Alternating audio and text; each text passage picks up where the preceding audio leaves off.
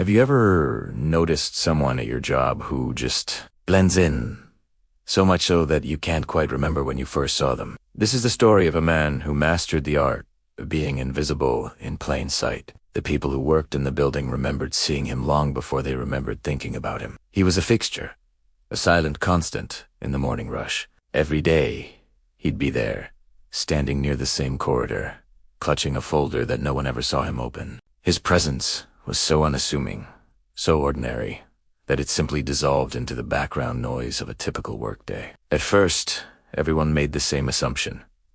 He must belong to another department. After all, public buildings are shared spaces, a revolving door of unfamiliar faces. It's easy for someone new to go unnoticed, at least for a while. He didn't do anything to stand out. He dressed like everyone else.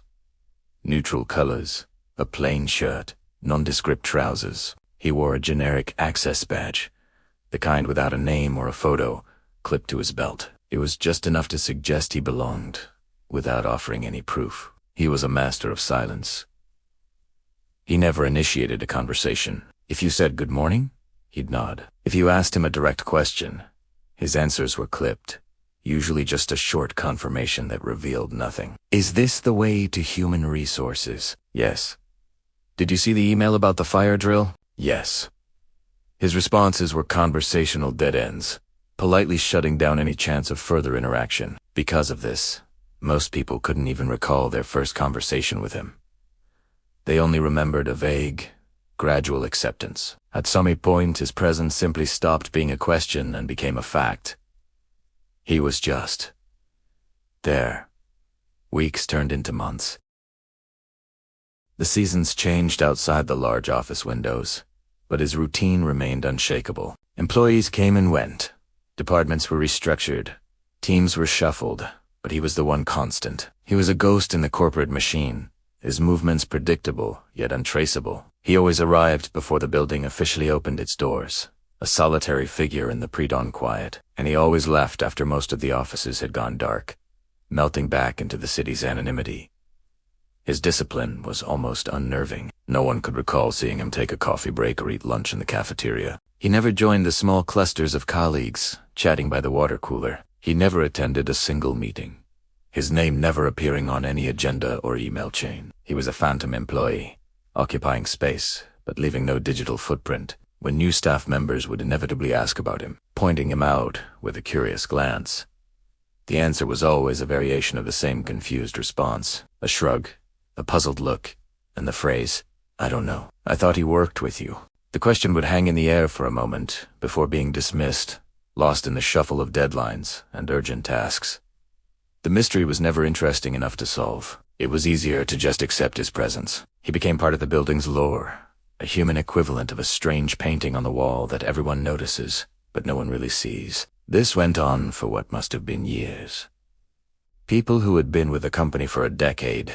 Could UNT remember a time when he was UNT there? He was a permanent, peripheral figure in their professional lives. The building's security guards knew his face, nodding to him as he came and went, assuming his access was cleared by one of the dozens of companies housed within the sprawling complex.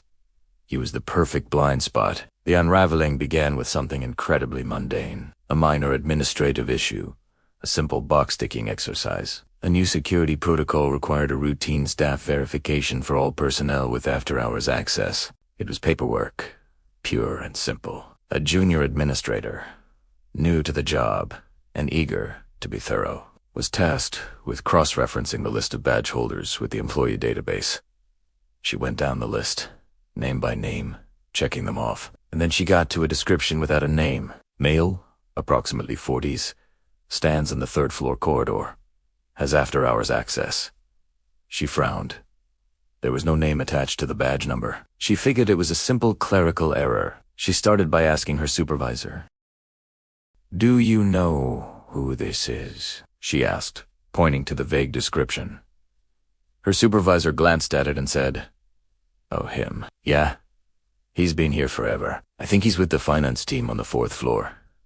So, the administrator went to the 4th floor. She found the finance manager and asked about the man. The manager looked confused. "No, he's not one of ours. I always assumed he was with legal, down on the 2nd floor." Down to the second floor she went. The head of the legal department shook his head. Never seen him in any of our meetings. We all thought he was part of the IT support staff from the main office. The young administrator spent the entire day going from department to department, from floor to floor. With each conversation, the mystery deepened. Everyone knew asterisk of asterisk him, but no one knew him. He was a familiar stranger to hundreds of people. Each department had passed the buck, assuming he belonged to another. He existed in the gaps between teams, in the space created by collective assumption. Growing increasingly unnerved, the administrator returned to her desk. There was only one thing left to do. She had to look him up in the central system, the master database of every single person who had ever been issued a key card, a salary, or an employee ID for that building. She typed in every possible search parameter she could think of. She searched by the badge number. No results. She searched by descriptions. Nothing. She cross-referenced security logs with company directories. Still nothing, and that was the moment the quiet, background hum of the office seemed to stop. That was when they realized there was nothing to look up. No name, no employee file, no payroll record, no emergency contact, no start date, no job title. The man in the corridor, the man who had been a silent fixture for years, did not exist. He wasn't an employee. He wasn't a contractor. He wasn't even a registered long-term visitor. He was a complete and total ghost. Security was alerted, but what could they do? They reviewed the footage. There he was, day after day, swiping his generic badge, which somehow, inexplicably, granted him access. He would walk to his spot, stand for hours, and then leave. He never touched anything. He never went anywhere he wasn't supposed to. He simply was. The next morning, for the first time in years, the corridor was empty. He was gone. He never came back. His disappearance was as quiet and sudden as his presence had been constant. No one saw him leave for the last time. He just vanished. The folder he always carried. It was found left behind, propped against the wall where he used to stand. With trembling hands, a security guard opened it. It was completely empty. The story became a legend in the building, a cautionary tale about assumptions, about the ghosts we create in our daily lives. People started looking at each other differently, making a point to say hello, to learn the names of the people they saw every day. But the question still lingers, whispered in break rooms and over email. Who was he? What was he doing? Was he a spy? A ghost? Or just a man who found the perfect place to hide in plain sight? We will never know. What do you think was going on? Let me know your wildest theories in the comments below. And if you enjoyed this story, don't forget to like this video and subscribe for more mysteries. Thanks for watching. Have you ever felt like you're invisible at work? Like you could disappear and no one would notice for weeks? Well, what if the opposite were true? What if someone appeared and no one could explain how or when he got there? This is the story of the man no one hired. It all started in the human resources department of a massive, faceless corporation. A routine audit flagged an anomaly, a name that didn't quite fit. Let's call him John, an HR intern, trying to update employee records. Couldn't find John in the employment database. Not a problem, she thought.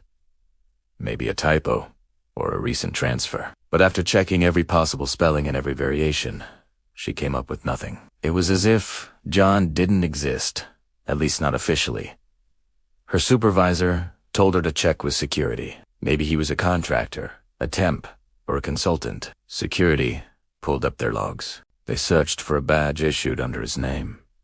Nothing. They checked the records for when his photo might have been taken. Blank.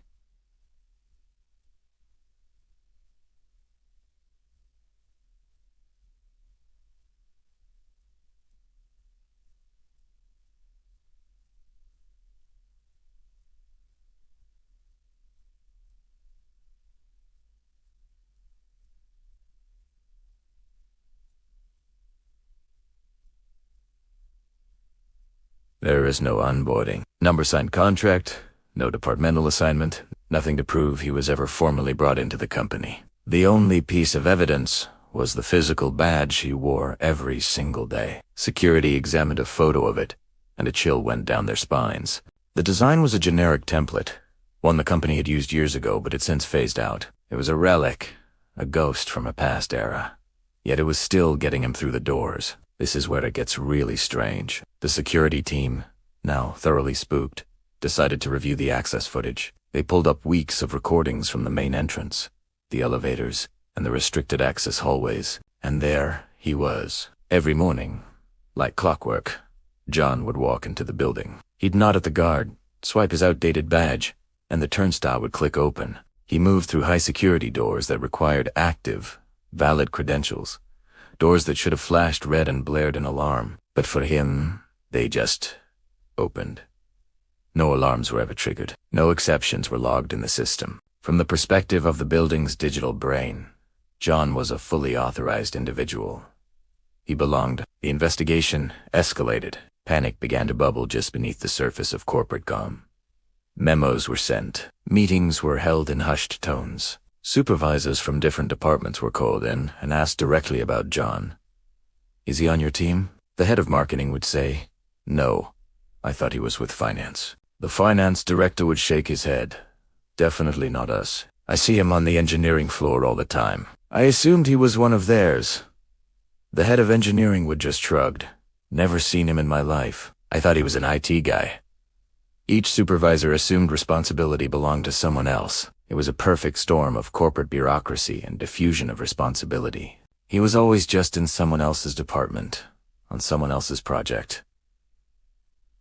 The mystery deepened. How long had this been going on? When the question was posed, the answers were wildly inconsistent. Some junior employees who had been there for 6 months swore he was there on their first day. Mid-level managers estimated he'd been around for at least a couple of years. A few of the company veterans, the ones who had seen it all, would just stare into the distance and say, "Honestly, I can't remember a time when he wasn't here."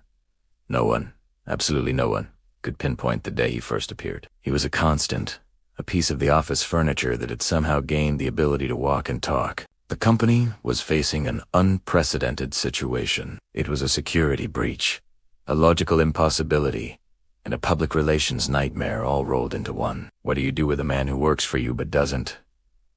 Who has full access but no clearance? Who is seen by everyone but known by no one? The logical step would be a full-scale, formal investigation. Bring in the authorities, lock down the building, figure out what was going on. But corporations don't always operate on logic. They operate on risk management and damage control. An internal note, unsigned and buried deep within the system, was quietly added to the file. It suggested the issue be resolved quietly and discreetly. To avoid unnecessary confusion and potential panic among the staff, the subtext was clear. Let's not make a big deal out of this. The potential for embarrassment was too high. And so, just like that, the formal investigation was never launched.